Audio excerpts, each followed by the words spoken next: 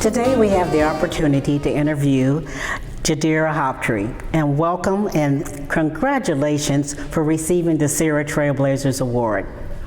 Thank you, Janice. Thank you very much. I am honored. I am honored and so impressed with the work of CIRA, and being here with all of you and receiving this award. It's really it's an inspiration. It's an inspiration that we are working together and that I have the opportunity to celebrate this with all of you. Well, you're definitely a trailblazer for a reason. So, Jadira, share with us your title at First Merchants and what that entails and what led you to First Merchants Bank.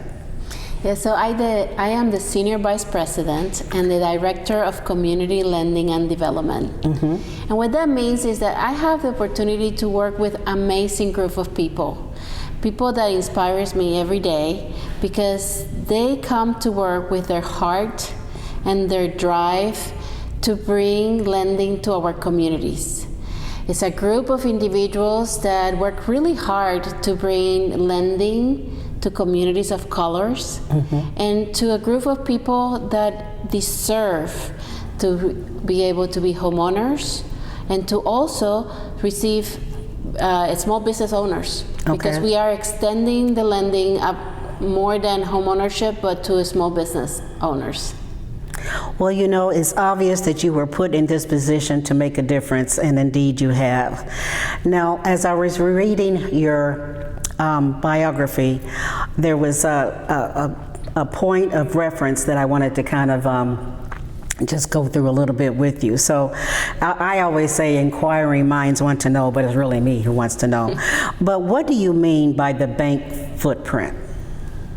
So First Merchants, who has given us this opportunity to expand and to serve the communities that we serve, is across the Midwest. So the footprint is Indiana, central Indiana, northern Indiana, the southeast of Michigan, so that encompasses Detroit and the border counties, Columbus, Ohio, and also the south of Chicago. Mm-hmm. Mm-hmm. That's our footprint. That's your footprint. That's what I mean about footprint, yes. I need to go back to the comment I made. I said it's obvious that you were put in this position to make a difference, and you have. So share with us how you got this position and what you really did to get to where you are. And the reason I'm saying that because my notes say that First Merchants was the top leading black owners of Indianapolis of 2022. So I want to say that again because I kind of stumbled in it. First Merchants finishing as top lenders to black borrowers in the Indianapolis 2022. That is very, very, very close to my heart. It has to be. We are so honored, and we're going to work hard to maintain mm-hmm. that title and to bring others because it's about all of us. It is an honor, but I want to make sure that all the other lenders feel inspired to reach the same and to get closer to us. What brought me to do this is, I started in the banking industry. I do believe in banking. And I want to bring our communities to really understand that banking continues to be the most economical way to grow wealth. All right. So I started working in banking back when, I'm not going to tell you my age, and I felt the most comfortable to working with people in our communities. All right. To seeing that first person buying the first car, to seeing those families buying their first home. Mm-hmm. And I have to say I was very, very fortunate to find those leaders that said that I had a competitive advantage to work with my community and to embrace that. And so I decided that I was going to dedicate myself to my communities and work my professional with my heart, to dedicate my job to work with my heart. So I took other courses to understand better because I so many communities that were not receiving the services that they deserve. I was fortunate to have a family that dedicated their time to my education. I was fortunate to see some leaders that dedicated their time to me, but I saw others that did not have that opportunity. And then history taught me that, unfortunately, others didn't have that. Okay. So I became an advocate, and I became an advocate to to learn about the products that could help, to speak up for those that did not have the same services. And little by little, I spoke loud enough so others are listening. And I joined efforts to organizations like CIRA. That's why I think CIRA and NAREB are so important in our communities, and I am so glad that they exist. So I join efforts to others that are speaking up as well. And together, because it's together, I am just one of many, as you know, all of us. Together we are making a difference. Together I'm seeing the change, and although it's not happening fast enough, it's happening. It's happening, and we just need to continue doing it. We cannot stop. We don't have the luxury to stop. Well, you said a big word, and that is speaking up. So that kind of shares with us how you got to be number one. So what I'd like to do, I just kind of shared this with you in the past. What I've done is I have questions, written out that I want to, ask. But I decided I would have my questions in a fishbowl and just let you pick your poison. So let's see what kind of questions this little fishbowl has for you today. Okay. And so you want can me to pick one? And then give it to me. All right.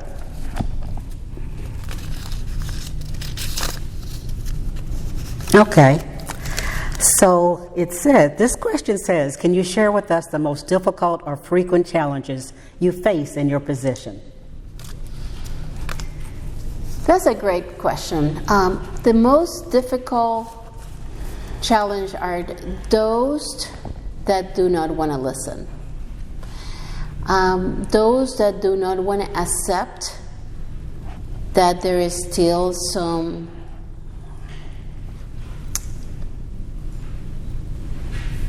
that's a very difficult, some barriers. Okay. Those that do not want to accept that they wanted to be open to changes. And I'm going to admit that's one of the great opportunities that I have with First Merchants. And you asked me at the beginning why First Merchants. When First Merchants opened this opportunity for me to join, that was one of the first questions I asked them. Are you ready? Wow. Are you ready for the long run? Because this is a journey. And you need to be ready for the long run. And they said yes. The CEO says that this is a cultural shift that they wanted to see. And it's been very, very, very inspiring and very educational to see it. I would like to welcome you to read the most recent Elevating Communities book that they published. Okay. And the most interesting thing about that book is that I am not there. I'm just there in one page. All right. It's everybody else. Okay. They wanted to be part of it. They want to be part of the change. So the most difficult part, as the question asks, is when people don't want to listen. Mm-hmm. But the most interesting and inspiring is when they open up. They listen and they join the efforts to speak up. I am so glad of that question. Yes. Very well said. Thank you for that. Thank you for that. I can't wait to see how all of us might be using that, and we'll know where it came from. And thank you for that. That was very, very special. Okay, I think we're going to do one more. Let's just do one more.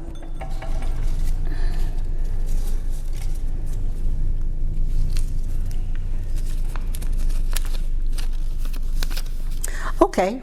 Are there any important projects that you can share that you are currently working on? Oh, many. Yes. And anybody out there that can help, because it's all about working together. Yeah, we're working on expanding. As you said at the beginning, we're very, very proud that we are number one in Indianapolis for the Black or African American.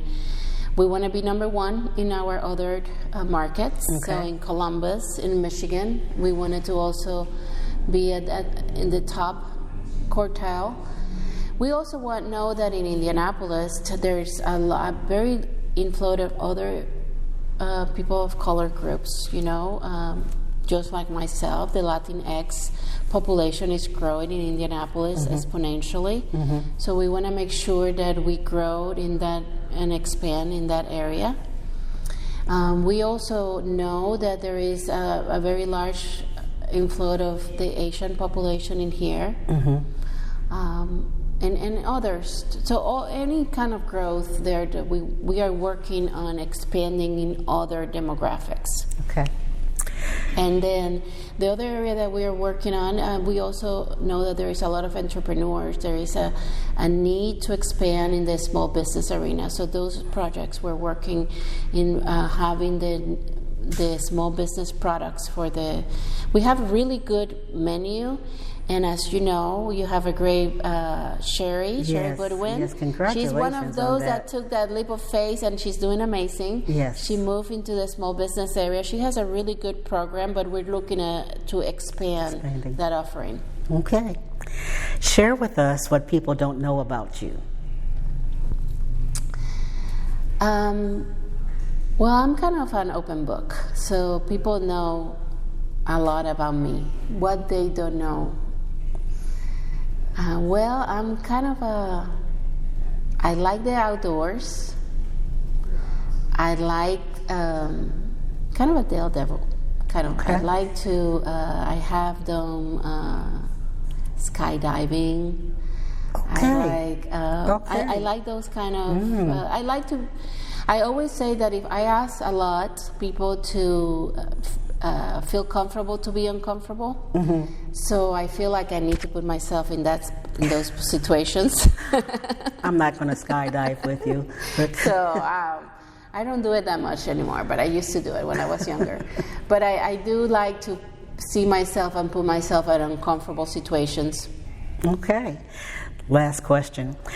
Before you leave, do you have any comments that you would like to share with the listening audience, or what we call a takeaway? Sure. Just as I finish, it is important for all of us to work together. And everybody in my team knows this. I like to challenge people, and I would like you to challenge yourself to be comfortable, to be uncomfortable. We have to open our hearts. We have to work together for our communities. And in First Merchants, we say that we like to provide, to help our communities in the financial wellness of our communities that we serve. So I welcome everybody to join that efforts. Join the efforts to educate in the financial wellness in the communities that you serve, because together we can make it work. Well, two things I'm going to take away, and that is be comfortable for the uncomfortable, and your heart, speak with your heart is happy, or how do you say that? Yeah, always remember when your heart is smiling to you. Your heart is smiling. I like that. So those are two good takeaways. Thank you, Jadira. And again, Thank you. congratulations. It's an honor to be here.